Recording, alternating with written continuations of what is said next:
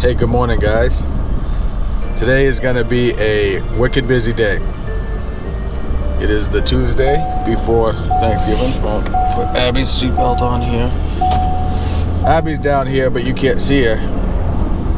But she's heavy enough that she needs a seatbelt on. Going up to the tree farm, step one, I got to do a baling table. If you watched the apple cider table video, you know that I destroyed the old baling table to make that one. I had run it over with the tractor, so that's that. It is brutal windy today. It's 28 degrees up here in Cornville, Maine, and the wind is coming out of the Longfellow Mountains like you wouldn't believe.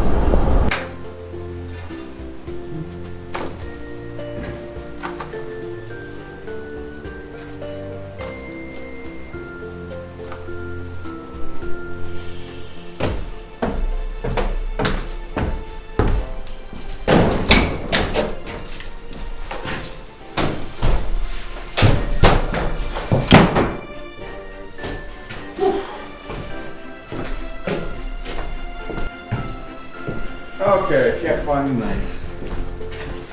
Okay, this is how I'm going to make my legs. I want the table to be 24 inches tall. It's a little bit low for a regular table, but the Calco baler, when it mounts up, is going to be closer to 30 inches off the ground, and I don't want people to lift them up.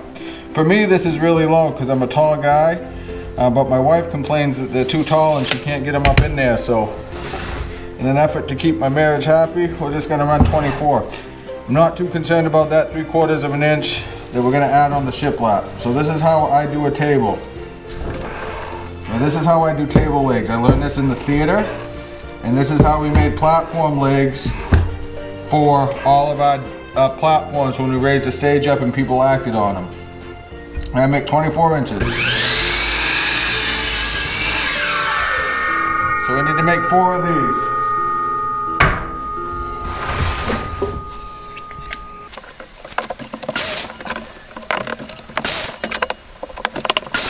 Okay, now we need to make 4 less 3.5 inches, which is the width of a 2x4. So that's going to be 1, 2, 3, 20.5 inches. I'll make 4 of those. We're going to mount them together. So here's the deal. I'm going to make 4 sets of table legs, and what's going to happen is when we set them on the tabletop's going to be right there, and it's going to give it a nice little rabbit to slide into. Then all the weight's going to transfer down through the leg, but we have a nice sturdy leg. So we're going to use these GRK fasteners. I really like them. The only thing I don't like about them is they don't run the screw tips all the way to the top. Sometimes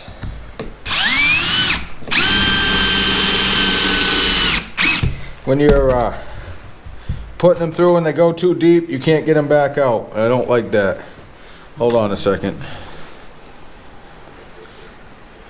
Hello? We do, kinda. I got choosing cut open, but I'm not going to be back to the tree farm until this afternoon. Sure. Okay, we got the legs done. Now we're going to do the tabletop. So it's going to be a 12 by, I got to make the measurements on the shiplap, but it's probably going to be like 12 by 30, something like that. To get the frame cut out.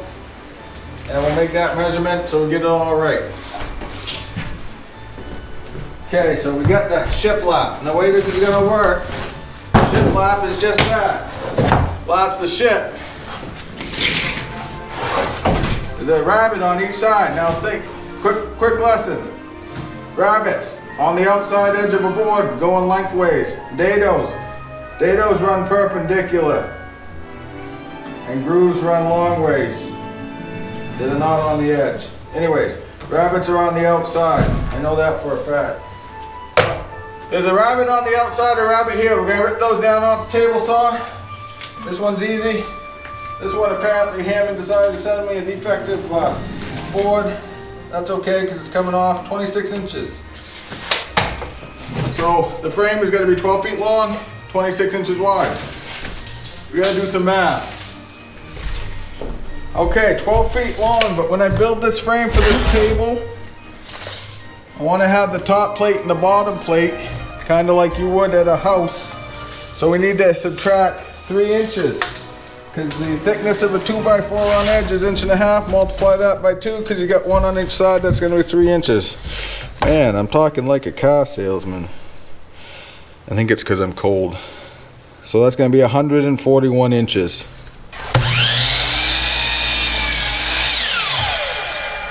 Okay, that table is going to be 26 inches. So the two top, the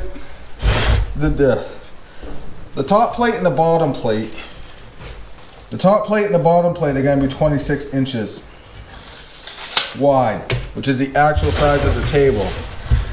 Then the cross pieces on the inside are going to be 23 inches wide because we have the 2x4s on the outside to make the whole table that size. I like having the top plate and the bottom plate, or the outside edges, be the actual width. I feel like it squares up the table better and it's just a better way to do carpentry. And then we need one at 2 feet, 4 feet, 6 feet, 8 feet, and 10 feet. We need 5 at 23. Do we have enough? 3, I said 5? Okay, we have enough. I don't need to cut that. Apparently I'm an idiot and I didn't record building that. I'm not going to take it apart to do it again. But basically what I did was we just framed this up and we put the legs on it. And what I ended up doing is I had the legs down at 0 and then at 10 feet. And then I have this 4-foot overhang.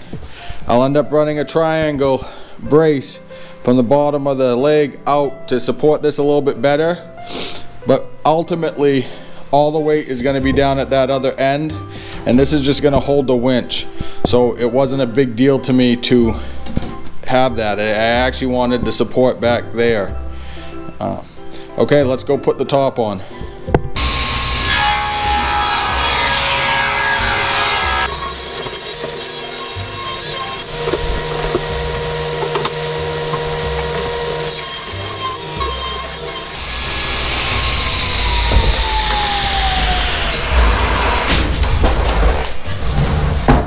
Step 1, I'm switching out my green tip to a red tip. For the GIK fasteners, green tips are T30. No, I take that back.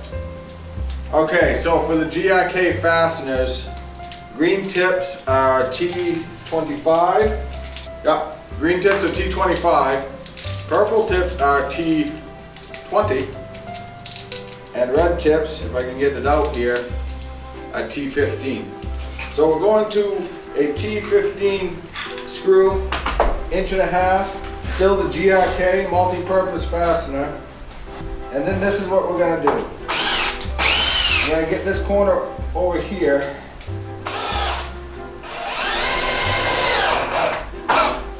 And then I'm just going to run it down the side. Try to get this side even.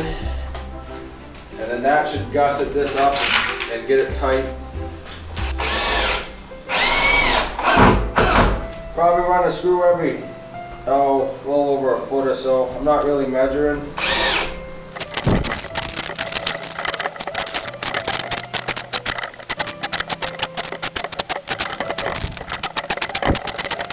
Well, it holds me. I guess that's good for something. I don't know if I'm going to be putting any 250-pound Christmas trees through here, so that's good.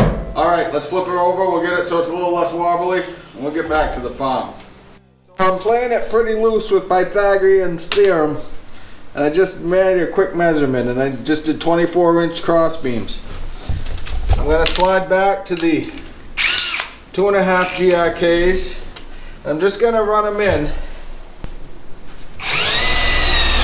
and toenail those back in.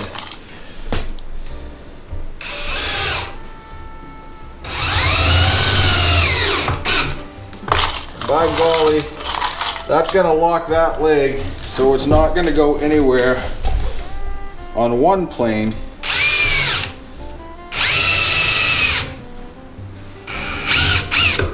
And then we just have to lock it in on the other plane. Bracing issue with the cross bracing, so we don't have any split there. Actually, let me reset that. I'll be an idiot, Quinn.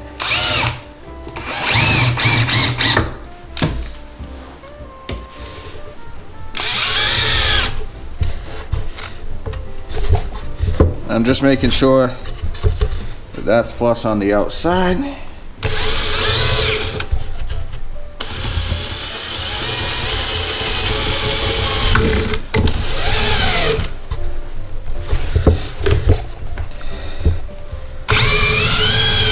There we go. Well, we're getting there. That's gonna make a fine baling table. Let's get it home. Sorry guys, the wind's absolutely today and there's nothing I can do about it.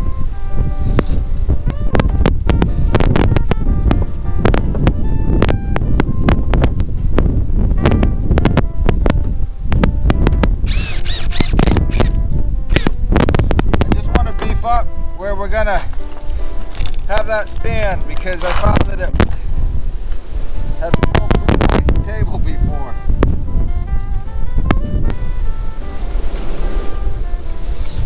Always attach your board to the thick one if you can.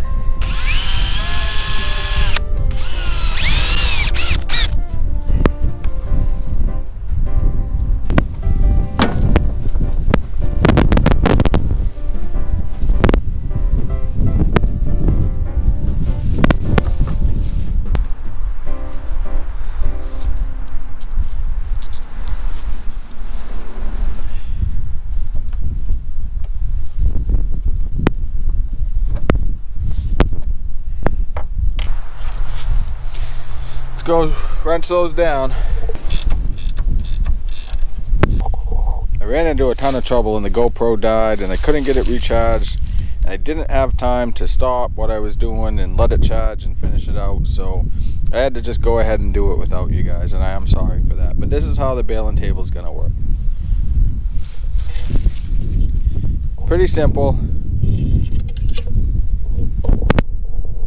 Tree goes through the baler and then the net gets hooked around the trunk. If we get into trouble and it's too big to pull through by hand, we got this little winch down here at the bottom and we just muckle onto that and pull it through. It's really windy out and I'm ready to go inside. That sun is setting low, so as you know, I'd really rather feel bad in Maine than feel good anywhere else. So there you go, my friends. I'll see you soon.